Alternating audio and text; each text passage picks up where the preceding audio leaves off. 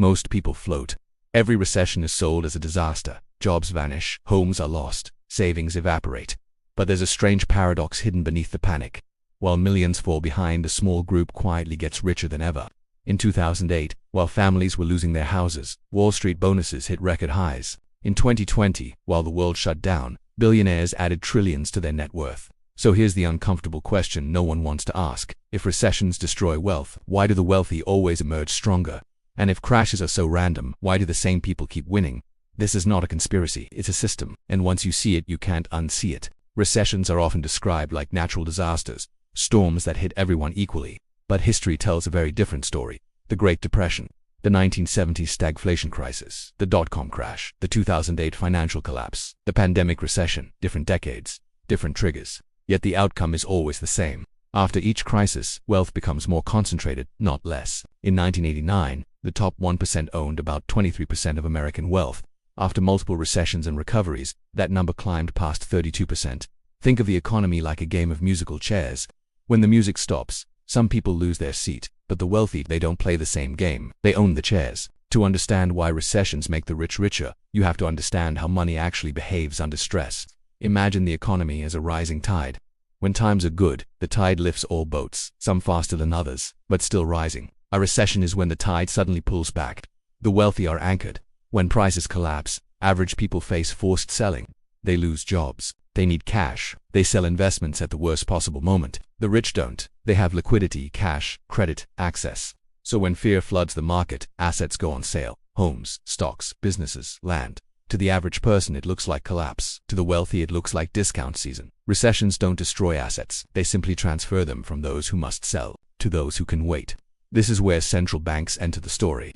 When economies crash, governments inject stimulus, slash interest rates, and print money to stabilize the system. But that money doesn't reach everyone equally. It flows first into financial markets, stocks, bonds, real estate, which are mostly owned by the wealthy. So while wages stagnate, asset prices recover faster than ever. The rich don't just survive the recession. They're positioned closest to the money printer. Nowhere was this clearer than during the 2008 financial crisis. Millions lost their homes. Entire neighborhoods collapsed. But something strange happened behind the scenes. Large investment firms began buying foreclosed homes in bulk, sometimes thousands at a time, not to live in, to rent back to the very people who lost them. Home ownership fell. Corporate ownership surged. A crisis that destroyed the middle class became a once-in-a-generation accumulation event for capital. Then came 2020. The world shut down overnight. Markets crashed faster than at any point in history. And then, something unprecedented happened. Governments injected trillions. Markets rebounded within months. By the end of the year, while small businesses were closing permanently, the richest individuals on earth were wealthier than ever before. This wasn't because they worked harder. It was because the system rewarded ownership, not labor. Recessions expose a brutal truth.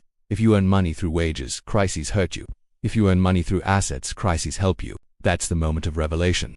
The economy isn't designed to protect effort, it's designed to protect capital. The long-term consequences are profound. Each recession quietly redraws the economic map. Fewer owners, more renters, more debt, more dependency. Young generations enter adulthood during unstable cycles, priced out of assets before they can ever accumulate them. Meanwhile, those who already own assets see volatility not as danger but opportunity. This creates a feedback loop. Wealth buys assets. Assets benefit from stimulus. Stimulus inflates prices. Higher prices block new entrants. And the gap widens. Over time, recessions stop being accidents. They become accelerators, not because anyone planned them, but because the system is asymmetrical. Risk is socialized, reward is privatized.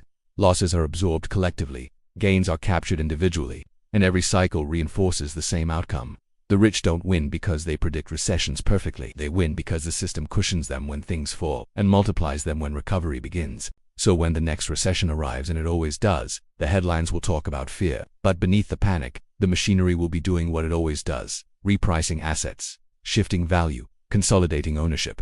The question isn't whether recessions make the rich richer. History already answered that.